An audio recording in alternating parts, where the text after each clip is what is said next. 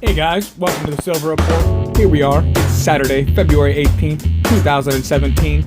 We have gold currently trading at $1,236.30, silver $18.08. And let's get into some of the economic factors that will be playing a part and what we're seeing around the world. And there's something very disturbing that took place.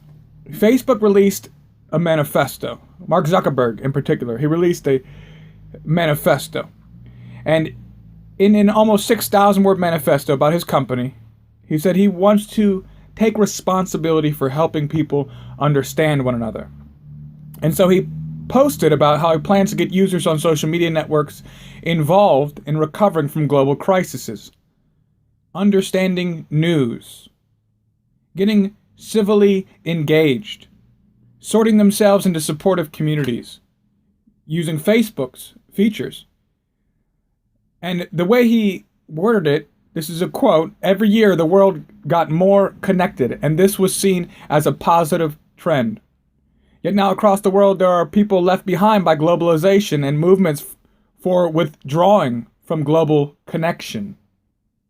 And so what he has come out and said, the alarming part, is that he plans to manipulate the system now. He plans to rewire your life in a way, and you should be alarmed at this.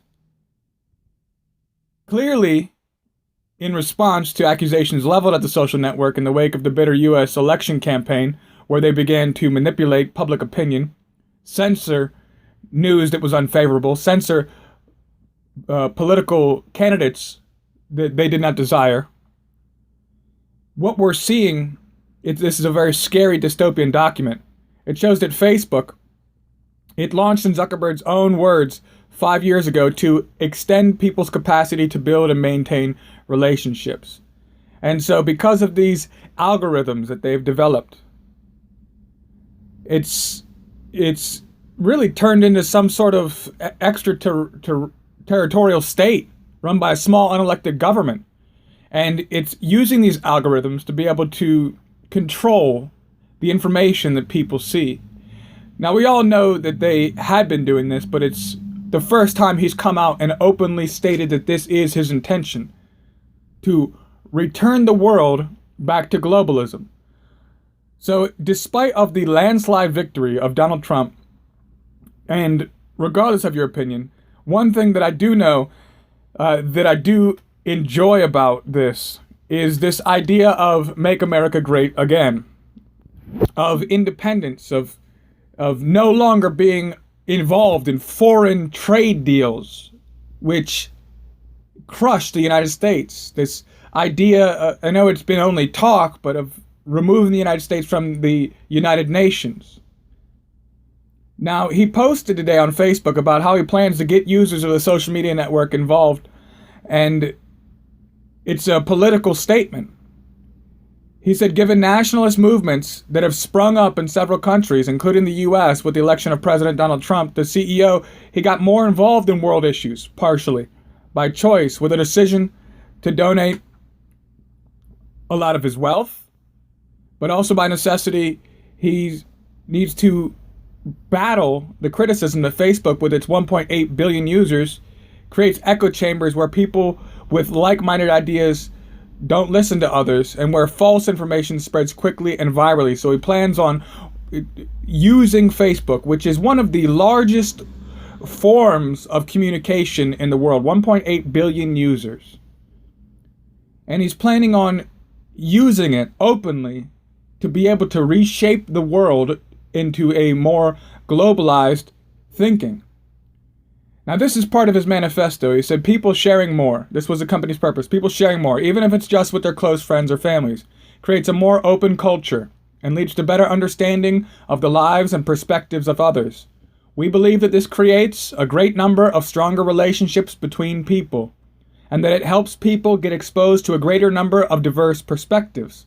By helping people form these connections, we hope to rewire the way people spread and consume information.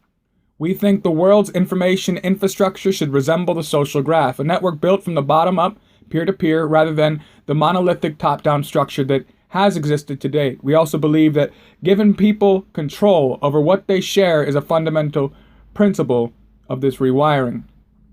Now, whatever those beliefs were based on, they've largely failed the test of time, because we see that Facebook has altered the way people think. And for the rewired information infrastructure, we now have one monolithic group at the top controlling the information people see, controlling the political information people see, controlling the news. Facebook is almost as big as the internet itself. People spend their days on Facebook. For an example, during this chaos last year, they came out with this idea about Ebola.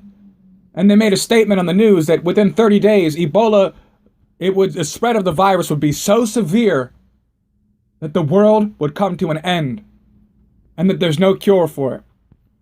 At which point they stopped the propaganda stream. There was no more reports of it. And you never heard anything else. The number one selling Halloween costume that year was Ebola suits. People were wearing Ebola suits in the New York City subways. So the way that this tool is able to alter people's perception of reality. Whenever they began to release ISIS videos, now there was only like 5 or 6, we don't even know that these are real. And what they have gained from this is an excuse to operate militarily in multiple countries, oil-producing nations, without regard. Anywhere they want to go, ISIS shows up. And all of a sudden, boots on the ground. Anywhere they want to go. And this term, we only saw 6, 7 videos. And with that, the whole world's terrified of ISIS. Now all of a sudden, you have to save us, American military. And then they have permissions, not only permissions, but incentives to go to war wherever they desire. I remember the world was in a frenzy when this first came out. Lots of end of the world talk. But then when you step outside and you hear the birds chirping, you begin to realize that the world in reality around you has not changed so much. But this algorithm, it prioritizes what it shows a user based in a large measure of how many times a user has recently interacted with the post or the number of likes and comments the post has garnered. In other words, it stresses the most emotionally engaging posts from the people to whom you're drawn. During an election campaign, a recipe for a filter bubble, and what's more, for amplifying emotional rather than rational arguments. So bragging in this new manifesto, Zuckerberg writes, in recent campaigns around the world from India to Indonesia, across Europe and the United States, we've seen candidates and elections manipulated. He hopes to further this capability.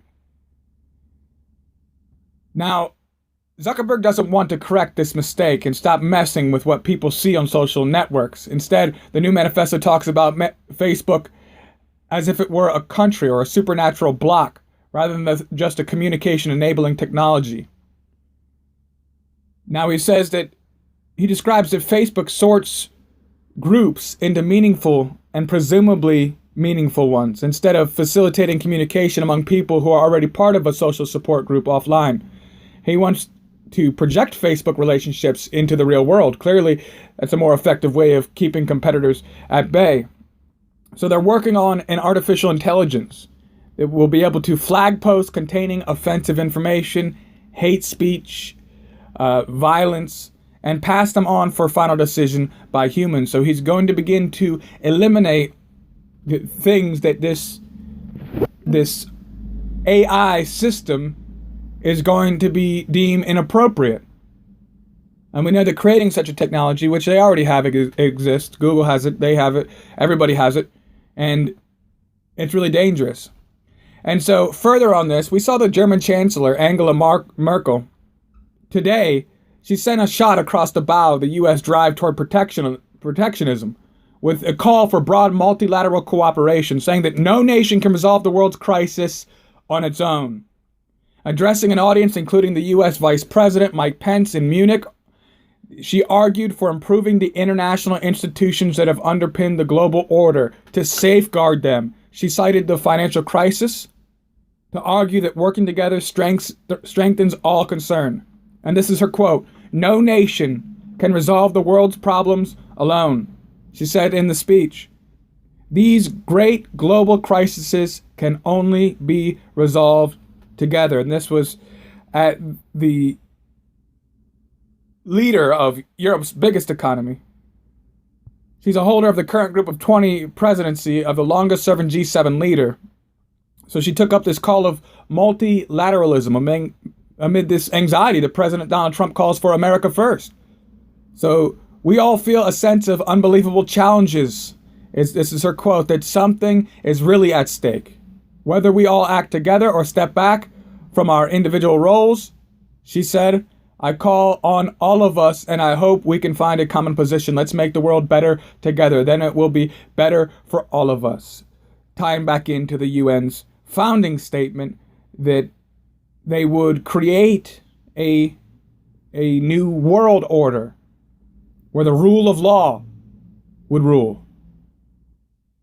And so we see that the elite's push is not done, but in fact there is a subversion taking place. And more than that, one of the greatest information sharing technologies on the planet ever invented is now going to begin to manipulate the world into globalized thinking, in his statement. All right, guys, thank you for joining me here on the Silver Report. If you like the content, be sure to subscribe. There'll be more videos just like this. Like the videos, share the videos, get the word out, awaken people to the fact that the reality that they see is one that is being portrayed for them. All right, thank you guys, and as always, stay safe.